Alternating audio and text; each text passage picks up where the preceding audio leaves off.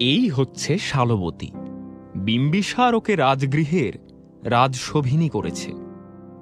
তারপর থেকে দলে দলে বণিক, রাজপুরুষ, পুরোহিত, গোষ্ঠীপতিরা আসে শালবতীর সঙ্গ লাভ করার জন্য। রাজগৃহের লোকজন সন্দেহ করছে এই শালবতী জীবকের মা। তারা সন্দেহ করতেই থাকুক, কিন্তু আমরা এক প্রকার নিশ্চিত হতেই পারি জীবকের মা শালবতী ছাড়া আর কেউ না। সেদিন যে প্রসূতি তার সদ্য জন্মানো ছেলেকে জঙ্গলে ফেলে আসার নির্দেশ দিয়েছিল সেই শালবতী। কিন্তু সমস্যা হচ্ছে আমরা নিশ্চিত করে বলতে পারছি না যে জীবকের বাবা কে। শালবতীর কাছে সবাই আসে আসে অসংখ্য বণিক, বিদেশি রাজপুরুষের দল। আর রাজা বিম্বিসার আসে, রাজপুত্ররা আসে, মহামন্ত্রী আর রাজপুরোহিত আসে। রাজকার্য পরিচালনা করতে করতে ক্লান্ত হয়ে পড়লে বিম্বিসারের প্রথম মনে পড়ে শালবতীর কথা। মহামন্ত্রী বর্ষকার ফাঁকা পেলেই ছুটে আসে। রথ বানানো একঘেয়ে হয়ে উঠলে কুমার অভয় চলে আসে শালবতীর কাছে। তবে হ্যাঁ, অস্বীকার করা যাবে না, অভয়কে শালবতী সব থেকে বেশি পছন্দ করে। অভয়েরও বোধহয় বেশ দুর্বলতা আছে শালবতীর প্রতি। শালবতী সব থেকে সুন্দরী আর ছলাকলায় পারদর্শী গণিকা। তা হলেও নগরে তো আর নটির অভাব নেই। আর রোজ রোজ একজনের সঙ্গ কার ভালো লাগে? তবুও অভয়ের শুধু শালবতীর কাছেই যেতে ইচ্ছে করে বারবার।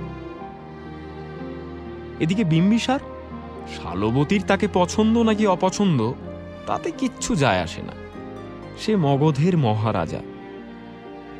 শালবতীর কাছে আসা যাওয়া কারোর ইচ্ছের ওপর নির্ভর করে না। এমনকি শালবতীর ইচ্ছে অনিচ্ছের কোনো দামও এক্ষেত্রে নেই। তাই জীবকের পিতৃপরিচয় নিয়ে কানাঘুষো চলতেই থাকে। অভয় নাকি বিম্বিসার, নাকি অন্য কোনো রাজপুরুষ বা বণিক, কে জীবকের আসল বাবা? এই আলোচনা চলুক। এই রহস্যের হদিশ না হয় আমরা পরেই করব। তার আগে চলুন দেখে নিই কেমন চলছে শিশু জীবকের শৈশব জীবন। শার্দুলের স্ত্রী উদুম্বরিকার কাছেই বড় হচ্ছে জীবক। উদুম্বরিকা ওর দুধ মা। নিজের মেয়ের থেকেও বেশি যত্নে উদুম্বরিকা মানুষ করছে জীবককে। আর জীবকের খেলার সাথী হচ্ছে শার্দুল। রাজপরিবারের কোনো উৎসব অনুষ্ঠানে জীবক উদুম্বরিকার হাত ধরে সেখানে যায়। দূর থেকে দেখে রাজবাড়ির ছেলে মেয়েদের। আলো ঝলমলে পরিবেশে ওরা খেলা করে। ওদের পোশাকও অতি সুন্দর এবং দামি।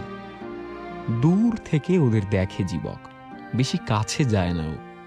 কারণ এক দুবার সে মেশার চেষ্টা করেছিল রাজকুমারদের সঙ্গে, তখন তাকে নানাভাবে অবহেলা সহ্য করতে হয়েছে। কখনো রাজমাতারা তাকে দূরে সরে যেতে নির্দেশ দিয়েছেন, কখনো বা ওর সমবয়সী ছেলে মেয়েরাই ওকে বলেছে, সরে যা এখান থেকে, তুই আমাদের সঙ্গে খেলতে পারবি না, তুই তো যা রোজ, যা পালা এখান থেকে।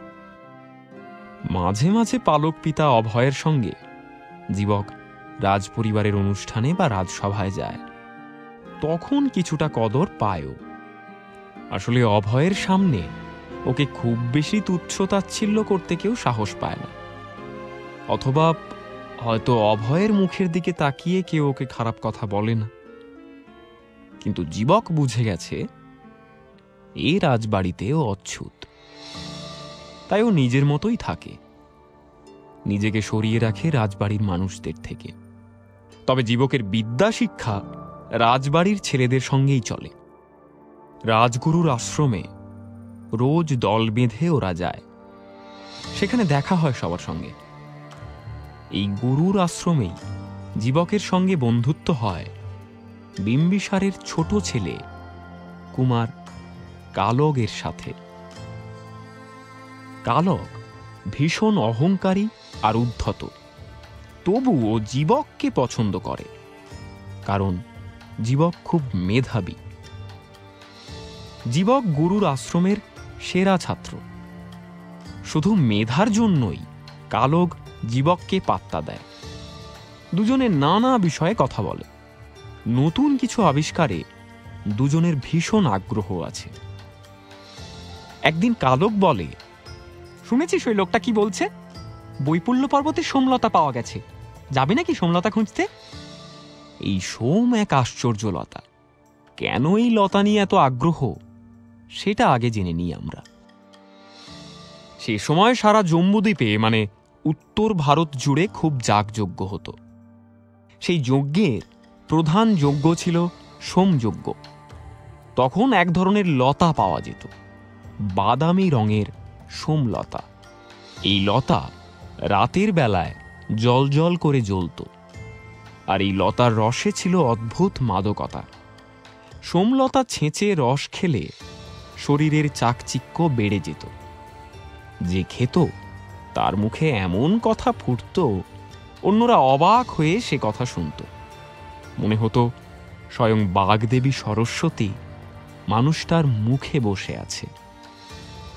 তাই এই লতাকেই তখন দেবতা হিসাবে উপাসনা করা হতো, সোম দেবতা। এই অদ্ভুত লতার অনেক গুণ বলে পুরোহিত আর রাজারাই এই লতার উপর অধিকার দখল করেছিল। তারা যজ্ঞের অজুহাত দিয়ে এত পরিমাণে সোম ছেঁচে পান করতে শুরু করল যে একসময় সোমের আকাল দেখা দিল। শেষের দিকে শুধু হিমালয়ের পাদদেশেই খুব অল্প পরিমাণে সোমলতা পাওয়া যেত। তাই নিয়েই চলত কাড়াকাড়ি। এমনকি বণিকরাও এই সোমলতার বাণিজ্য শুরু করেছিল। রাজা যজ্ঞের আয়োজন করলে বণিকদের হিমালয় থেকে সোমলতা এনে দেবার বরাত দেওয়া হতো। বণিকরা দর হাঁকাত অনেক। রাজা বাধ্য হয়ে তাতেই রাজি হতো। তবে একটা শর্ত ছিল, বণিকরা সোমলতা শুধুমাত্র রাজার কাছেই বিক্রি করতে পারবে। এমনও হয়েছে, একসময় যজ্ঞ করতে এসে প্রধান পুরোহিত দেখল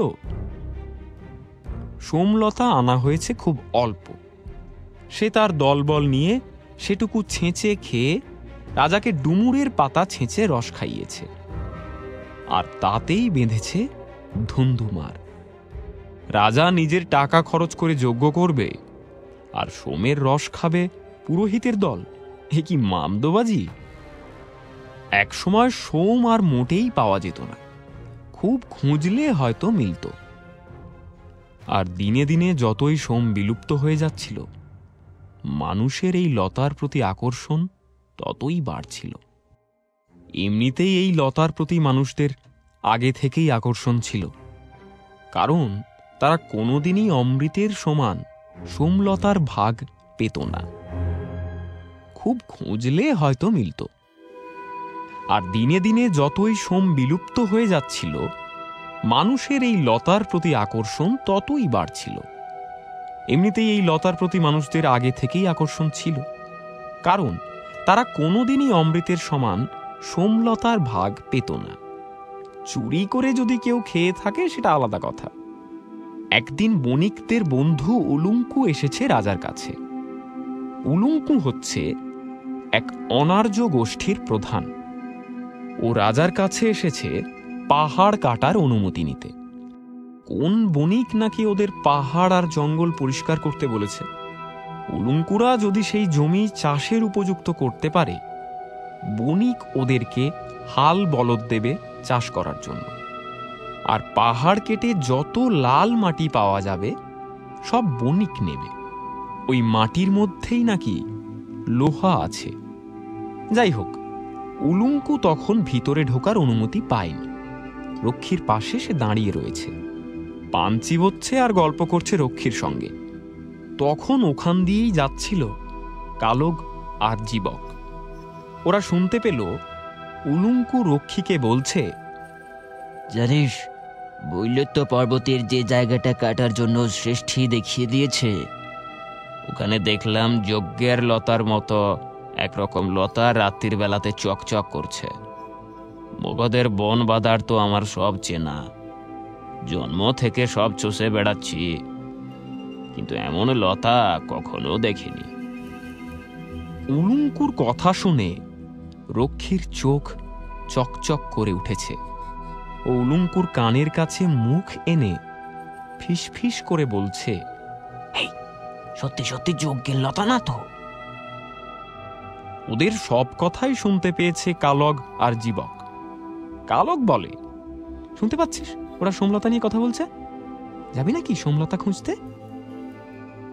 কালগ খাস রাজবাড়ির ছেলে, সব রকম ভোগ বিলাসিতা মাদকতার দিকে ওর ভীষণ ঝোঁক। ও সোমলতার নাম শুনে লাফিয়ে উঠবে, এটা তো খুবই স্বাভাবিক। এদিকে জীবকের গাছগাছড়া লতা পাতার দিকে খুব নজর। কোন গাছ বা তার লতার কি ঔষধি গুণ আছে তা নিয়ে চর্চা করতে জীবক খুব ভালোবাসে। ও ভাবে, যদি সোমলতা সত্যিই খুঁজে পাওয়া যায় তাহলে পরীক্ষা নিরীক্ষা করে দেখবে। তাই ও রাজি হয়ে যায়, কিন্তু বড়দের বললে তো কিছুতেই বৈপুল্য পর্বতে যাওয়ার অনুমতি দেবে না। তাই দুই বালক বাড়িতে কাউকে কিছু না বলেই বেরিয়ে পড়ে সোমলতার সন্ধানে। এদিকে বিকেল হয়ে গেছে, সূর্য পশ্চিমে ঢলে পড়েছে। জীবক আর কালগের সেদিকে খেয়াল নেই, তাদের মধ্যে বিরাট উত্তেজনা। ওরা কি সত্যি খুঁজে পাবে সোমলতা? পেলে তা নিয়ে কি করবে? এসব নিয়ে কথা বলতে বলতে আর ভাবতে ভাবতে ওরা অনেক দূরে চলে যায় রাজপ্রাসাদ থেকে। বিকেলের শেষ সময়ে দুজন বালকের জন্য এমন অভিযান মোটেও সুবিধের না, কারণ দেখতে কাছে হলেও বৈপুল্য পর্বত এখান থেকে অনেক দূরে। সেখানে পৌঁছনোর পথও খুবই দুর্গম আর বিপদসংকুল। অনার্যরা এমনিতেই নগরের মানুষদের শত্রু ভাবে, তারাও কোনো ক্ষতি করতে পারে। আর আছে বন্য পশু, এসব কিছুই জানে না কিশোর জীবক বা কালগ। ওরা সোমলতার চিন্তায় বিভোর হয়ে বৈপুল্য পর্বতের দিকে এগোতে শুরু করে।